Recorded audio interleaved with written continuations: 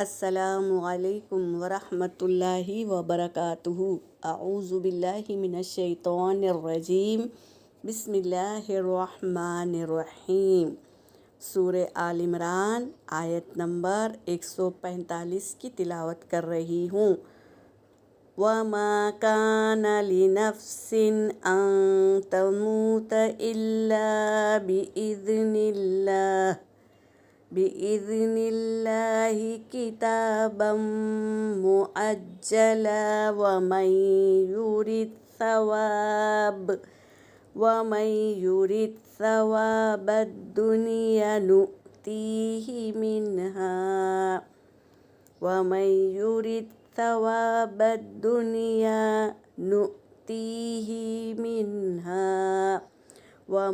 يُرِدْ ثَوَابَ الْآخِرَةِ نُؤْتِهِ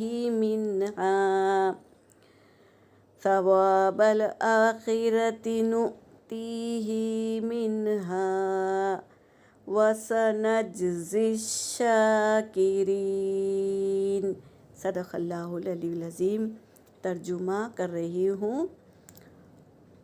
وما اور نہیں، کانا ہے، لنفسن کسی نفس کے لیے، ان کے تموتا کہ وہ مرے، الا سوائے باذن اللہ یعنی اللہ کے اجازت سے۔ جب کوئی مرتا ہے تو اللہ کے اجازت سے مرتا ہے، اذن سے مرتا ہے۔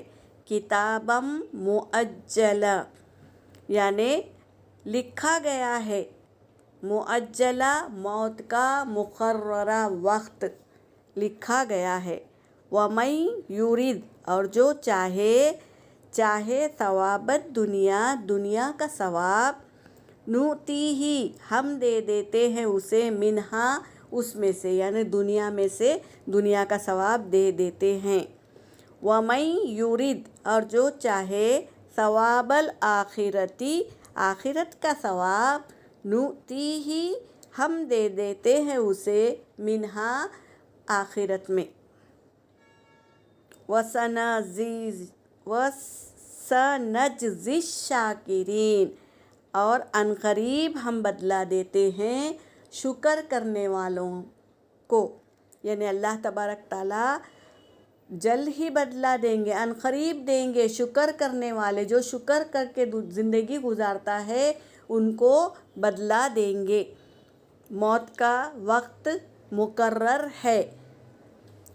اس آیت میں ایک حدیث پاک کا مفہوم ہے کہ خالد بن ولید جو صحابی تھے وہ 100 جنگ میں حاضر تھے۔ ان کا ایک ایک حصہ ایسا تھا کہ جہاں ضرب نہ لگی ہو، یعنی تیر یا تلوار کا نشان نہ ہو، ہر بدن کے حصے میں نشانات تھے۔ جنگ میں لڑنے میں جو زخم لگتے تھے ان کے بدن پر نشانات تھے، لیکن وہ جنگ میں شہید نہیں ہوئے بلکہ مرضل بستر یعنی بستر میں مریض ہو کر ان کی موت آئی۔ تو اس آیت میں یہ لکھا گیا ہے کہ موت کا وقت مقررہ وقت لکھا گیا ہے، کتاباً مؤجلہ یعنی لکھا گیا ہے، مقررہ وقت لکھ کر رکھ دیا گیا ہے۔ تو موت کہاں آئے گی، کیسے آئے گی، یہ اللہ کی مرضی ہے، اللہ کے اذن سے موت آتی ہے۔ ان آیتوں میں ہمیں یہ پتہ چلا ہے کہ اللہ کے اذن سے ہی موت آتی ہے۔ تو ہمیں چاہیے کہ آخرت کا بدلہ ہم لیں اللہ سے، یعنی جو بھی ہم عمل کریں اس میں ہمیں آخرت میں بدلہ ملے۔